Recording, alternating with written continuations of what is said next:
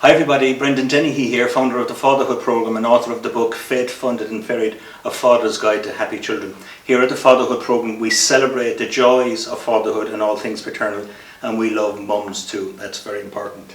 You might recall in our earlier video we spoke about the 3 themes that we're going to keep repeating during the course of these videos, and during the times that we're in I think they're perfectly appropriate. The first one we mentioned is confidence, and the fact that we all have a measure of it, but that in times such as these we need to mind it. And remember, whether you're a parent or an employer or a supervisor or a colleague, you want your colleagues and your team and your family to be confident as well, so it's important to mind that at these times. The other theme we're going to pepper these videos with is well-being. And I mentioned before that well-being has suddenly become centre stage, and I'm absolutely thrilled with that, because I think we're not just physical bodies and minds, it's all the one system. So if you have a concern, it's going to affect you physiologically as well. So the emotions and the physiology, they're all connected, and so we need to mind those too. But most importantly, in the Fatherhood Programme, for us it's all about the future, and I hope it is for you too. And I absolutely believe that despite the current difficulties, we are moving toward a bigger, better and brighter future. I do accept, of course, that for a lot of people maybe the fog has descended and we don't have clear sight of that yet. And up to a few weeks ago, everybody and his mother had plans. Suddenly those plans have maybe gone awry, but that's not to say, if we maintain our confidence, our well-being, that we can feed into that future.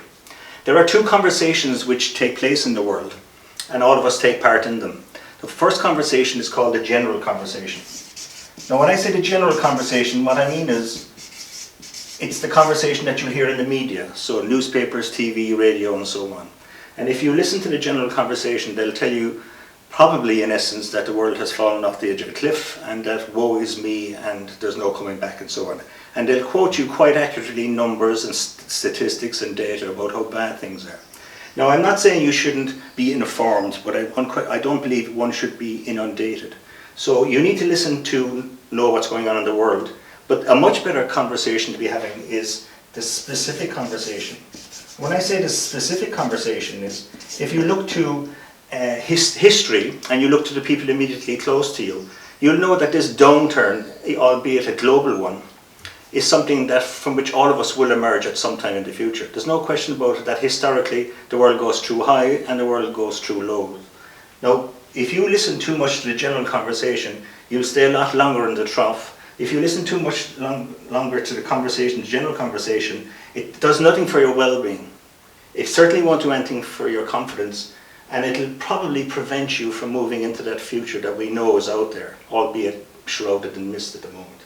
So we need to be informed, but the better place to be is a specific conversation. So what's involved and who's around you when you're having these specific conversations? So I met some friends of mine last night that I hadn't seen in quite a while. We met actually in a forecourt petrol station and we were drinking coffee. I think we were all coffeeed out. We were there for nearly 2.5 hours. And I'd met those guys, friends of mine, it's nearly 43 years ago in first year in school here in Cork. And I hadn't, we've been in touch and we're friends ever since. Now the specific conversation we had was around how your children are doing. Some of them have children abroad, some are working, some are not, some are going to college and so on. But during that specific conversation, it dawned on me really that what they are is, for me, they're a mastermind group. And I know, apart from the humour and the fun that I have with them, which by the way is very important in these days, we've got to keep our sense of humour. I insist on keeping my sense of humour. They're like a mastermind group, because any problems either 3 of us had, we could share it between us, and someone or other of them would come up with a solution for it. So I have a son, and he's currently in an apprenticeship. I'm so proud of him. He's doing really well and he's busy, and I'm delighted for him obviously. And that apprenticeship came out of a specific conversation that I had with my friends, because all of us are at the stage where we're saying, well, what's your son doing and what's your daughter doing, and do they have any plans? And we share our knowledge. That's what a mastermind group would do. Any business will tell you, or any committee will say, there's a number of people at the top of an organisation, and they're pitting their minds to any particular problem. So one mind can perhaps bring some solution to a problem, 2 minds can bring more ideas, and 3, really, you're getting into the world of mastermind group. So especially the times we're in here now, if you're having any difficulty either financially, emotionally, whatever it is for you, either as a parent or a business person or an employee or an employer, if you can get around some like-minded people who share the same values of you in terms of that there is a future out there and we are going to get it. That's the criteria. I wouldn't be meeting them obviously if I came away and they were talking about the general conversation all the time. I have no space for that in my mind. So they do look to the future. Unquestionably, but we felt really well after it. I mean, after about 3 or 4 cups of coffees and bananas and bags of crisps. I mean, if they weren't an interesting company, I'd be long gone. And we just had a laugh, and they remind me that when I was in about 2nd year, I got a grade F in French. I mean, they keep reminding me of these stuff. They obviously haven't moved on, and I have. So my wife is laughing because she speaks it fluently, but I still haven't a word of it. But we had fun together, and I emerged from that feeling better. I emerged from it feeling more confident because we were discussing how's your son's apprenticeship going. It's going really well, and he's going to be even busier. And so I felt more optimistic about the future.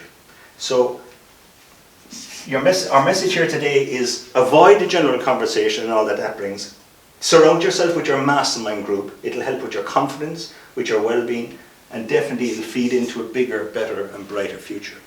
I hope you found this video helpful. If you have any comments or suggestions, we'd love to hear from you at fatherhood.ie. But in the meantime, can I wish you well, and we'll talk soon. Thanks for watching.